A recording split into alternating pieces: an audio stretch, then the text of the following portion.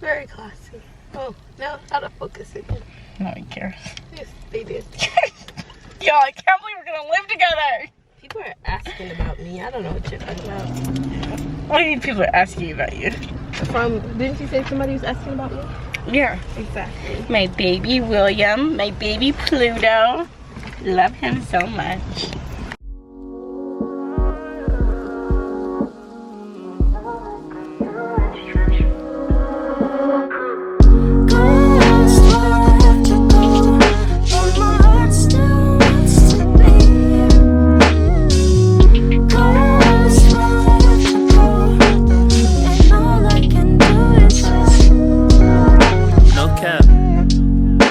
I could love forever. Who I know who could love me better. You could ask me whatever, whenever. Got me feeling as high as a tenor. No cap, no cap. Been there, done that. We been where it wasn't good, but good enough for our love. Fresh space, thumbs that. Bad days, press back. Back when we were much younger. You say you got ghosts, I got ghosts too. Heard you got angels, heard they do the most too. Girl, I've been calling, oh, but it never goes through. Never goes through. Pick up the phone, boy, yeah. Said that you'd be leaving and I should've stopped you. Didn't have a reason, but I had to call you. Hoping that you'd pick up saying everything is all good.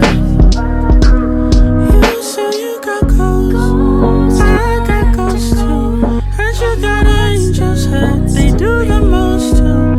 Girl, I've been calling, but it never goes through. Pick up the phone, yeah. Pick up the phone, yeah, yeah, yeah. Goes where I have to go, but my heart still wants to be. Oh, I've been trying to doubt you. Goes where I have to go, and all I can do is just. Oh, I've been trying to doubt you. Yeah. Ebony hands to your heavenly flame. Had a heart in my skin just to harbor your wave. When you cut out my tongue, it gets harder to say all the words that I held from the top of the head to the tip of the tongue. But I stayed in my place, should've said what I felt, could've spared you the pain. Funny cause you probably feeling the same, but I need you, I know you. I could wash you down with a suit. I always think we have similar like colors until this happens. No, I do too. I be feeling like we're the same color, and then shit like this happens, and I'm like, why am I, like, now I'm washed out. Like, right. You look great. I look washed out. It's just the bottom of your face, though. Maybe because like, the sun's over there. Is it my shirt?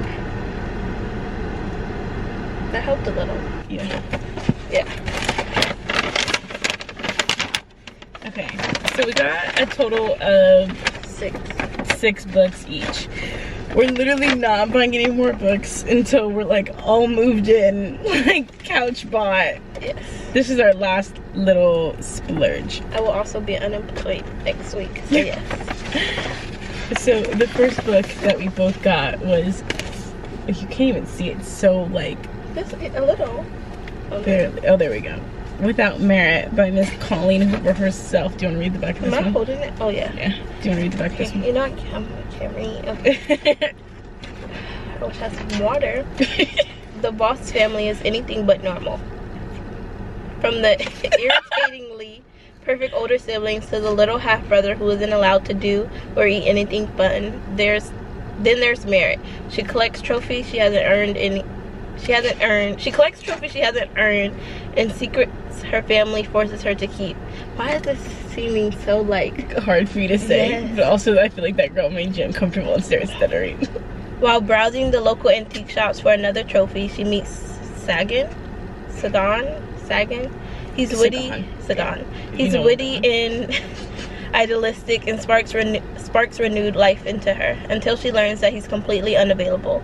Merit retreats deeper into herself, watching her family from the sidelines.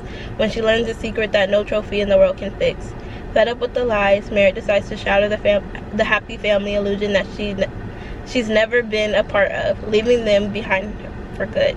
I'm really not illiterate. No, we had 2 margaritas. But when her escape plans fail, Mai'a is forced to deal with the staggering consequences of telling the truth and losing the one boy she loves. I just don't really get what it's about. Yeah, I don't get it either. But I never understand Miss Colleen. Okay, and the second book that we both got is Carnival by Miss Stephanie Garber. Definitely thought it was Carnival. No, Carnival. I know. I don't know. Okay, this one says, Scarlet Dragnon has never left the tiny island where she and her sister Tella lived with their powerful and cruel father. Now Scarlet's father has arranged a marriage for her, and Scarlet thinks her dreams of seeing Carnival, the faraway once-a-year performance where the audience participates in the show, are over. But this year, Scarlet's long dreaming of invitation finally arrives. Long dreamed of. Oh. A little tipsy. With the help of the mysterious sailor, Tella whisks Scarlet away to the show. Only as soon as they arrive, Tella has been kidnapped by Carnival's master organizer, Legend. It turns out that this seasons of Carnival revolves around Tella, and whoever finds her first is the winner. Scarlet has been told that everything happens during Carnival is only an elaborate performance, but she nevertheless becomes enmeshed in a game of love, heartbreak, and magic with other players in the game. And whether Carnival is real or not, she must find Tella before the 5 nights of the game are over. A dangerous domino effect of consequences is set off, and her sister disappears forever. Welcome to Carnival. Beware of getting swept away too far. That's not what that says, but it's gonna say definitely was making up my own words. You definitely was. I was like, it sounded right. You get the gist. Right. It definitely sounded right. Okay. So the next book I got was another Colleen Hoover book because they only had one. Sorry, babes. Yeah. But this is Layla. I feel like this was the Verity before Verity was Verity. Oh, really? Yeah. Like, okay, so it says... I never heard about that. That's crazy. When Lead meets Layla, he's convinced he'll spend the rest of his life with her until an unexpected attack leaves Layla fighting for her life. After weeks in the hospital, Layla recovers physically, but the emotional and mental scarring has altered the woman Lead fell in love with. In order to put the relationship back on track, Lead whisked Layla away to bed and breakfast where they first met. Once they arrive, Layla's behaviors take a bizarre turn, and that's just one of the many inexplicable occurrences. Feeling distant from Layla, Lead soon finds solace in Willow. Ooh. Another guest at the B&B whom he forms a connection through their shared concern. As his curiosity for Willow grows, his decision to help her find answers puts him in direct conflict with Layla's well-being. Lead soon realizes he has to make a choice because he can't help both of them, but if he makes the wrong choice, it could be detrimental for all of them. Sounds like a little love triangle to me. Okay, let's see what we have. The date from him. You know what's crazy? Oh, we did both get that one. Just picking stuff up and not knowing what's... We have no clue. Okay. It's so bright. I know. Will it focus? I don't know. Probably not. Oh, there we go. Anyways. The Date from Hell by Gwenda Bond. Love ghetto. After saving the world and stopping the apocalypse, Callie and Luke are... Ooh. That's a weird first line. Callie and Luke are looking forward to a quiet romantic weekend together. What the hell? Oh. When you're human and dating the Prince of Hell, wow. Oh, I thought this was a joke. Right. Quiet moments are hard to come by, but the romantic weekend in hell takes a turn when Lucifer tasks Callie and Luke with chasing a wayward soul around the world. If they can prove it's possible to redeem a soul, Lucifer will allow the two of them to make some changes in hell. But this wayward soul, Sean, doesn't have any interest in being redeemed. Once he's back on Earth, he decides to take a leaf out of Callie and Luke's book and find the Holy Grail. Now, Callie, Luke, and their friends and enemies must race Sean around the globe on a Grail quest and bring peace between heaven and hell before they can finally maybe get around to that date. And The Date from Hell, sequel to Not Your Average Hot Guy. New York Times best-selling author Gwenda Bond brings the journey of Callie and Luke Callie, Luke, and their friends to one of her clothes. This is another laugh-out-loud, action-packed romantic adventure you won't want to miss. So we can't even read this. Yeah. This is what happens when you pick up books and you don't read them. So and we're not buying any more books. So now this is gonna literally be sitting on the shelf for a minute. Wasn't very smart. Also, maybe we should have paid attention to the freaking horns over his head. I mean, yeah, but I just thought it was like a oh hee hee ha ha. Yeah. Like he's a devil, not for real. I can't believe that. Okay. Well, we messed up big and time. It's a sequel. Like what? Okay. Right. Fat L on our part. That's the last one. So go ahead. That's your last book? No, that's the last one we have. You want me to go through? I'll go next. Yeah. Okay. I got. Oh my god. It's not gone. Okay. Oh, there we go. Right. So I got Truly Devious because it's a YA book, but it's supposed to be, I think, like kind of like a Good Girl's Guide to Murder, and I'm currently reading the second book of A Good Girl's Guide to Murder. But it says, look, a riddle to, no, I think also like the Inheritance Game. But, ooh, how do you say that name? Ellington? Ellingham? Ellingham Academy is a private school in Vermont founded by early 20th century tycoon for the best and brightest students around. When Ellingham's wife and daughter were kidnapped, the only clue was a mocking riddle listed methods of murder, signed with the frightened. What the f is that? Pseudonym. Pseudonym. What is a pseudonym? Like a fake name. Oh, Truly Devious. Their disappearance became one of the greatest unsolved crimes in history. Many years later, true crime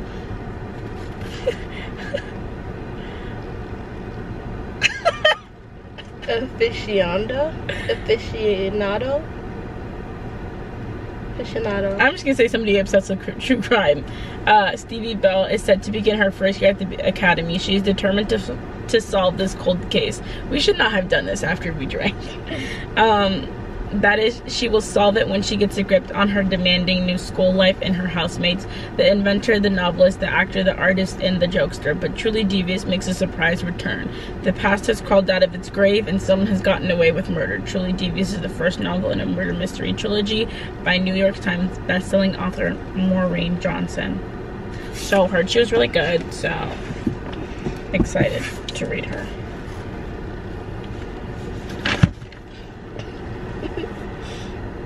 Okay, my next one is Fix Her Up by Miss Tessa Bailey. Yes. This one is about Georgette Castile's family runs the best home renovation business in town, but she picked balloons instead of blueprints, and no one has taken her seriously since. Frankly, she's over it. Georgie loves planning children's birthday parties and making people laugh, just not at her own expense. She's determined to fix herself up into a woman of the world, whatever that means. Phase 1, a new framework for her business, a website from this decade. Phase 2, a gut reno on her wardrobe. FYI, leggings are pants. Phase 3, update to her exterior. Do people still wax? They do. Phase 4, put herself on the market and stop crushing on Travis Ford. Living her best life means facing the truth. Georgie hasn't been on a date since, well, ever. Nobody's asking out the town's clown for a night out. That's not what it says. For a night of hot sex. That's for sure. Maybe if people think she's having a steamy love affair, they'll acknowledge she's not just a little sister who paints faces for a living. And who better to help demolish that image than the resident sports star and tabloid favorite. Travis Ford was Major League Baseball's hottest rookie when an injury ended his career. Now he's flipping houses to keep busy and trying to forget his glory days. But he can't even cross the street without someone recapping his greatest hits, or making a joke about his bat. And why did I say it like that? Oh, they do that? Yeah. That's crazy. Because he's like known for like being like, oh, that guy. And then there's Georgie, his best friend's sister, who is not a kid anymore. When she proposes a wild scheme that they pretend to date to shock her family and help him land a new job, he agrees. What's the harm? It's not like it's real. But the girl Travis Travis used to tease is now a funny.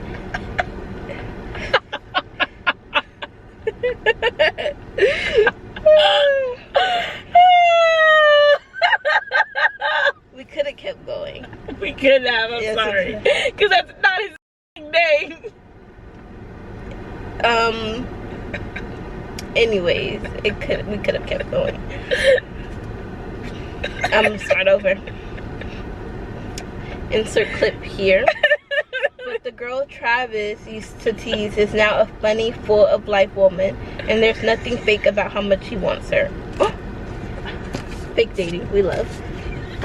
It was so hard for me to read that book. Yeah. Oh, It was so hard for me to read that book. this one is a. I'm not reading that. Let me read it. see. I'm not reading it out loud. It's my turn anyway. Yeah. My Don't eyes tell me hurt. this is. This is the book that made me want to go to Barnes & Noble, like, period. But it's... Can't even see it. Okay, there we go. It's called Good Rich People.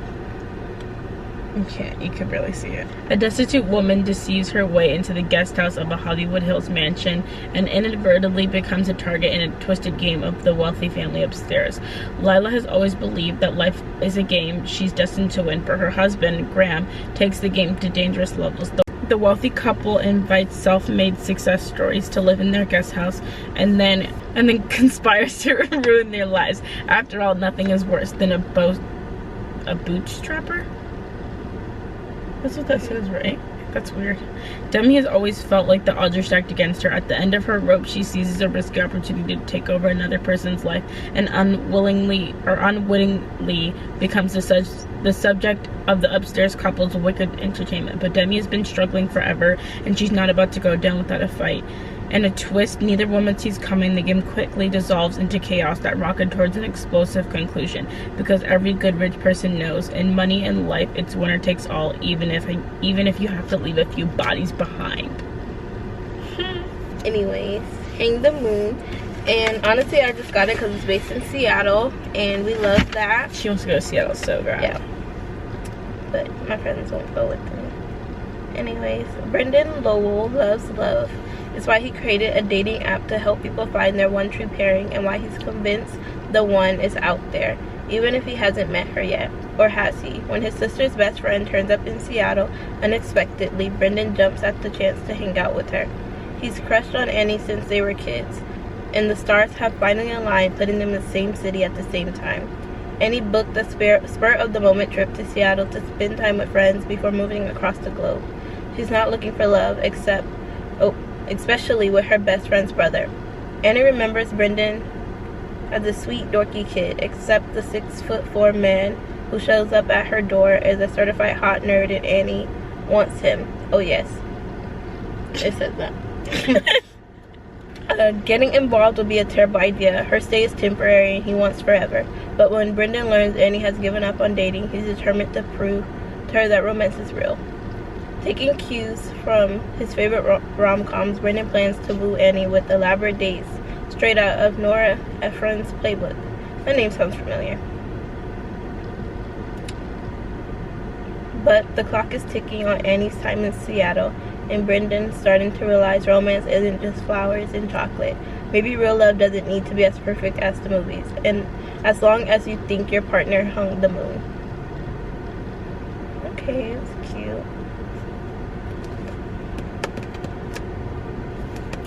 So that's the haul and whatever. I have one more. Oh, you still do? You should too. Oh, I don't. Why don't you? I don't know. What? I did all my books. How many did you buy? 6. But we have the same ones. How many do we have the same? Because I have this one. 3. But this is my last one. Anyways, it's called Love Her. Love Her or Lose Her. Tessa Bailey. Rosie and Dominic Vega are the perfect... Oh, they're already together. Not that face. Not the E. Rosa and Dominic Vega are the perfect couple. High school sweethearts, best friends, madly in love. Well, they used to be anyway. Now Rosie's lucky to get a caveman grunt from the ex-soldier every time she walks in the door. Dom is faced faithful and a great provider, but the man she fell in love with 10 years ago is nowhere to be found. When Rosie's girlfriends encourage her to demand more out of life and pursue her dreams of opening a restaurant, she decides to demand more out of love too. 3 words: marriage boot camp. Interesting. Never in a million years did Rosie believe her stoic, too manly to emote husband will actually agree to relationship rehab with the weed-smoking hippie. Dom talking about feelings, sitting on pillows, communing with nature, learning love languages. Nope. But to Rosie's surprise, he's all in, and it forces her to admit her own role in their cracked foundation. As the two complete one ridiculous yet surprisingly helpful assignment after another, their remodeled relationship gets stronger than ever. Except just as they're getting back on track, Rosie discovers Dom has a secret, and it could demolish everything. But yeah, guys, I guess that's the video. I'm gonna have to check for a monthly wrap-up or something to see what the thoughts are on these books. But that's a wrap. I can't believe I've filmed a whole video in just one sitting. Right. Just let it be that. Don't know what the next video you're gonna see is, but that's it for this video. Come back if you want to see us be roommates. And if you want more book videos, who knows? Because we live together, we might have to bring back the book podcast. Right. Especially how many books that we get that are matching books. Oat Milk Library. The Oat Milk Library. The Oat Milk Library. Yeah, library. So yeah, that's it. We don't really have much else to say. Join us for this journey of being roommates. Hopefully we don't kill each other by the end of our lease. Right. We'll see. Peace out. I might beat her. Shoes. Yeah. Oh, this camera's hot.